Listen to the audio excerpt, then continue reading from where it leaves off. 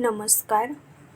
ଆଜିର କବିତାର ଶୀର୍ଷକ କ'ଣ ଚାଷୀ ଗରିବ? କବିତାଟିକୁ ଆରମ୍ଭ କରିବା। ସାରା ରାଇଜକୁ ଖାଇବାକୁ ଦିଏ ନିଜ ପେଟ ରଖି ଖାଲି।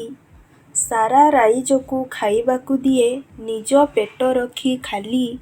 ହେଲେ ରାଜ୍ୟ ସାରା ଲୋକ କୁହନ୍ତି ତାକୁ ତୁଅଟୁ ଗରିବ ବୋଲି। ଦିନେ ନ କରିଲେ ଜମିରେ ସେ ଚାଷ ଭୋକିଲା ରହିବା ଆମେ।